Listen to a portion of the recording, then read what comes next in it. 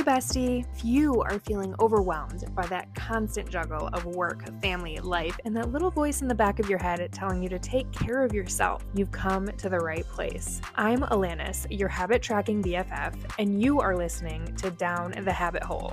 My mission is to help women just like you master their chaos through the power of habits. So go ahead, grab a little drinky drink, and listen up as we dive down the habit hole together and talk through productivity, burnout, decision fatigue, and everything in between. Hey, happy Monday and welcome to the new week. Today we're going to talk about some productivity hacks to help you conquer that to-do list and reclaim your precious time. We both know that as high-achieving women, we juggle a lot between work deadlines, side hustles, personal commitments, and the never-ending quest for self-care. It's easy to feel overwhelmed. But if you're ready to ditch the struggle, I'm here to share some practical productivity hacks, specifically designed to help you win the battle against your never-ending to-do list. First things first, let's talk about prioritization. Feeling like you just don't know where to start is a recipe for stress, but there are some really great methods to help you sort through it all. One really great technique is what's called the Eisenhower matrix. This categorizes tasks by urgency and importance, helping you identify what needs immediate action and what can wait. You'll want to start by drawing out a box and dividing it into 4 squares. Your top right square is where you'll write out anything on your list that's important and urgent. This is your do first square, your very top priorities. Think of upcoming deadlines or things that will cause a bigger problem if not done sooner rather than later. Then your top left square is where you'll write out the things that are important but not very urgent. This is your schedule it square, where you'll list out anything that is important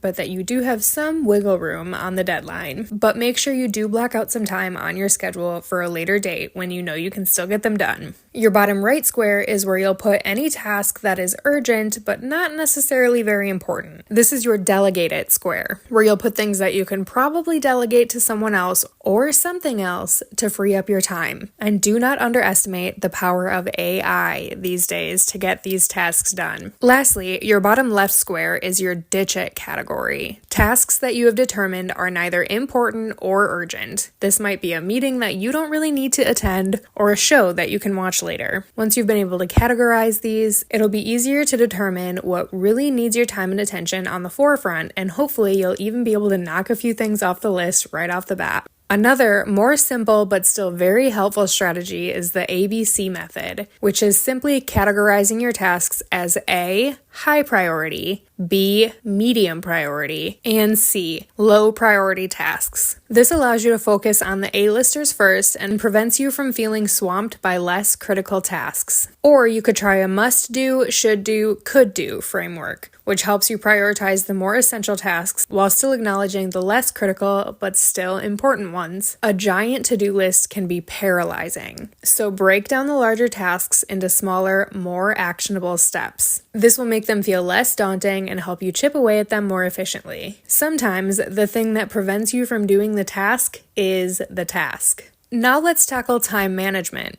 I know you've heard that we all have the same 24 hours in a day, but sometimes your 24 hours just doesn't feel like the same 24 hours as your bestie or your favorite Instagram influencer. One of my favorite hacks for this is seriously a game changer, and that is time blocking. This involves looking at your day on an hourly basis and allocating specific time slots for specific tasks. The key here, though, is to treat these time blocks like sacred appointments that are non-negotiable for you and your schedule. It's helpful to use a daily or hourly planner for this, and every night just look at the day ahead of you and block out a few hours here and there wherever you can get some intentional work time in. Get as specific as you can and write down exactly what you're going to work on each hour of that day. Another one of my favorites is the Pomodoro technique. Remove all distractions from your workspace and even put your phone on Do Not Disturb if you have to. Get out a timer and work in focused 25-minute intervals with 5-minute breaks in between. This intense focus followed by a mini refresh helps you maintain your concentration and avoid burnout. Plus, you'll be surprised at how much you can get done in 25 minutes if you just set your mind to do it. I even sometimes modify this into 50-minute work sessions with a 10-minute break if I'm working on something that I know will take a little bit more time and that I really want to stay in a steady workflow for a longer period of time. A helpful bonus hint that I have for you here is to batch similar tasks together. It might seem like a no-brainer, but spending 25 minutes answering emails or tackling all your errands in one trip can really do wonders for you here. And speaking of do not disturb, let's talk about it. The bottom line is that distractions are everywhere, but the bright side is that you can and should control what you can control.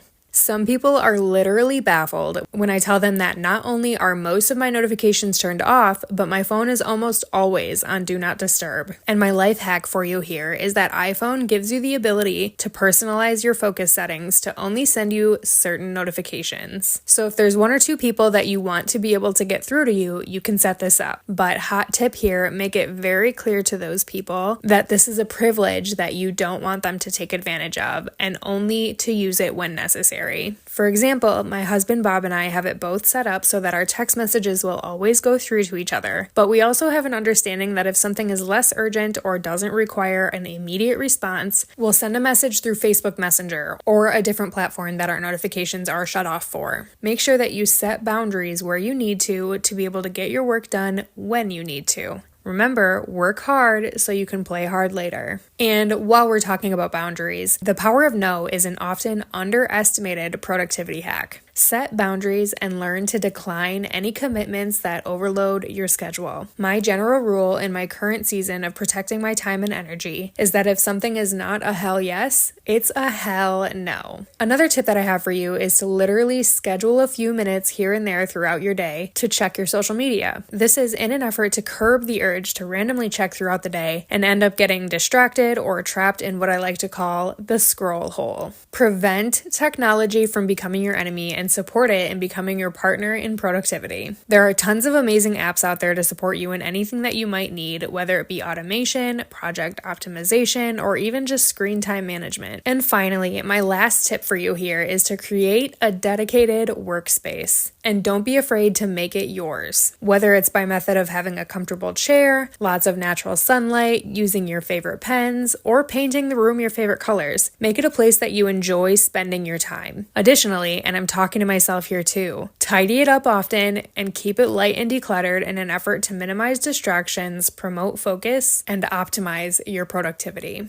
So, now that you have a toolbox full of productivity hacks to help you reclaim your time, get out there and start achieving more in less time. And remember, I cannot stress this enough, the key to anything in life is to find what works best for you. Experiment, personalize these hacks, and watch your productivity soar.